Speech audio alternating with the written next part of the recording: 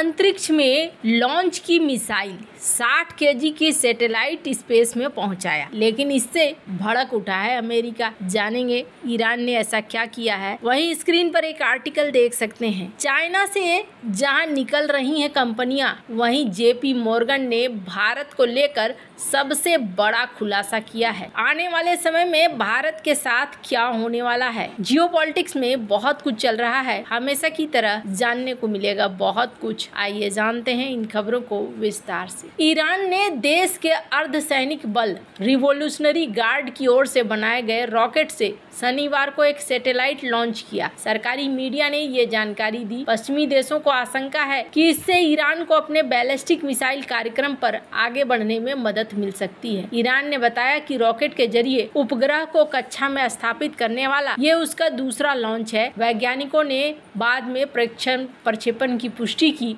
और बताया कि उपग्रह कक्षा में पहुंच गया है। ईरानी मीडिया की ओर से बाद में साझा किए गए वीडियो में नजर आ रहा है कि एक मोबाइल लॉन्चर की मदद से रॉकेट लॉन्च किया गया। एसोसिएट प्रेस ने बाद में जारी वीडियो और अन्य तस्वीरों का विश्लेषण करने के बाद बताया कि ईरान की राजधानी तेहरान से लगभग 350 किलोमीटर पूर्व में शाहरूद शहर के बाहरी इलाके से यह प्रक्षेपण किया गया। इजराइल हमास युद्ध को लेकर पश्चिम एशिया में बढ़ते तनाव के बीच ईरान ने यह प्रक्षेपण किया है। युद्ध के दौरान ईरान ने इजराइल पर मिसाइल और ड्रोन हमले किए। इस बीच ईरान का परमाणु हथियारों के निर्माण के लिए जरूरी यूरेनियम संवर्धन कार्यक्रम लगातार जारी है। तेहरान के इस कार्यक्रम को लेकर निरस्त्रीकरण विशेषज्ञों ने चिंता जताई। ईरान ने बताया कि उपग्रह के प्रक्षेपण के लिए कायम 100 का इस्तेमाल किया गया और रिवॉल्यूशनरी गार्ड ने जनवरी में एक अन्य सफल प्रक्षेपण के दौरान इसका इस्तेमाल किया था। सरकारी मीडिया ने अपनी खबर में बताया कि चमरान-1 नामक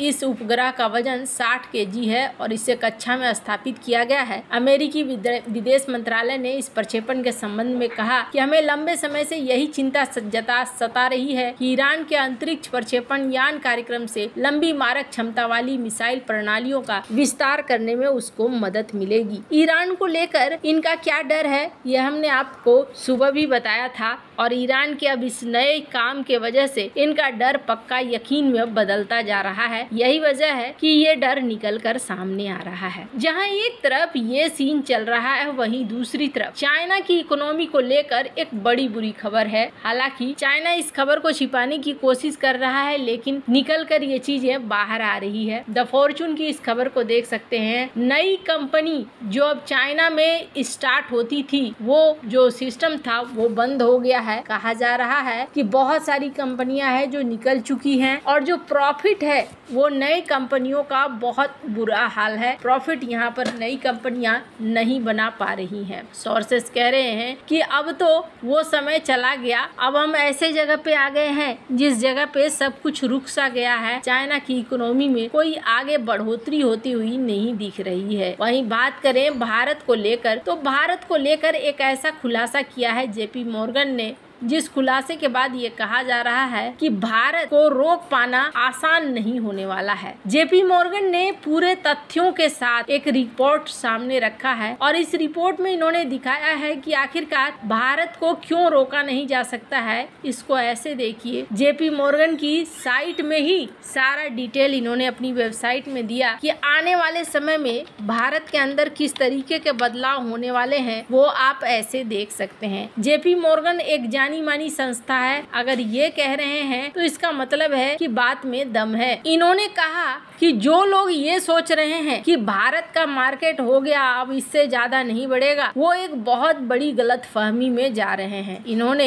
एक आंकड़ा दिया और इस आंकड़े में इन्होंने कहा कि देखो, भारत का जो महामारी काल के बाद जो स्टेटस रहा है वो स्टेटस कुछ ऐसा है कि 200% तक भारत के शेयर मार्केट ने ग्रोथ करी है। और इन्होंने कहा कि अब मार्केट कैप के मामले में ये चाइना को पछाड़कर $5 ट्रिलियन वाला मार्केट कैप वाला देश बन रहा है। ये कोई छोटी मोटी बात नहीं है। बात इन्होंने सिर्फ यहीं पर खत्म नहीं की, बल्कि पूरा खाका सामने रख दिया है और इस खाका में उन्होंने कहा है कि भारत बहुत ही अच्छे तरीके से यहाँ पर आगे बढ़ता जा रहा है और जो सिचुएशन है वो सिचुएशन दिखा रहा है कि ये निकलेगा बेहतरीन तरीके से। कुछ चीजें ऐसी आई जो इनके रास्ते में रुकावट बनी, लेकिन इनके पास जो इक्विटी इनफ्लो आ रहा है जून जुलाई के महीने में कम से कम $6 बिलियन का आया, अगस्त महीने में $500 बिलियन का आया। ऐसा माना जा रहा है कि ये चीजें और बढ़ेंगी। इन्होंने एक ग्राफ भी शेयर किया और इस ग्राफ में इन्होंने दिखलाया कि देखिए, अगर दुनिया के प्रमुख इकोनॉमी की बात करें और इस तरीके से ग्रोथ देखें तो चेक रिपब्लिक सबसे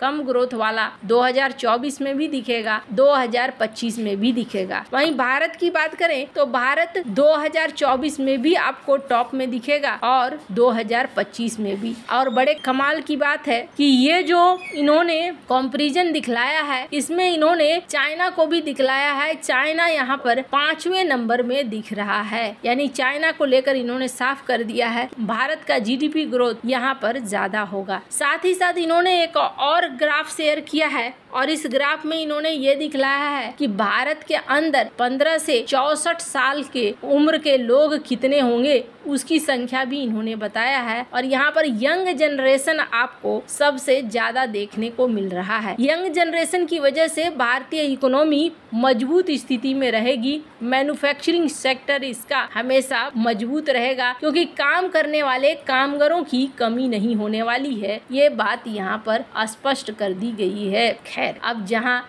ये सारी चीजें चल रही हैं, तो वहीं मैन्युफैक्चरिंग सेक्टर को लेकर भी क्या भारत ग्रोथ कर पाएगा और क्या चाइना की बराबरी कर पाएगा, इस चीज को लेकर भी जेपी मॉर्गन ने एक डिटेल दिया है। इन्होंने कहा कि देखो, इस ग्राफ को 2017 में भारत का जो मैन्युफैक्चरिंग था वो करीब 15% था, लेकिन ये जो सरकार है, ये सरकार इस वक्त मैन्युफैक्चरिंग पर बहुत ज्यादा ध्यान दे रही है और इसका असर ये हो रहा है कि 2017 के बाद 2022 में 17% बढ़ा, तो वहीं 2025 तक ये 25% तक बढ़ जाएगा। लगातार मैन्युफैक्चरिंग सेक्टर में सरकार ध्यान दे रही है ताकि चीजों को संभाला जा सके और ग्रोथ पार्ट में ये बढ़ा जा सके। तो अगर कोई ये सोच रहा है कि सब कुछ खत्म हो गया, तो ऐसा नहीं है। मैन्युफैक्चरिंग और एक्सपोर्ट ये नेक्स्ट वेव होने वाले हैं, एक लहर की तरह होने वाला है। भारत की ग्रोथ में इलेक्ट्रॉनिक मैन्युफैक्चरिंग, पावर, इंफ्रास्ट्रक्चर, ये सब टॉप बेनिफिशियरी बनने वाले हैं। सप्लाई चेन के लिए भारत के लिए ये सबसे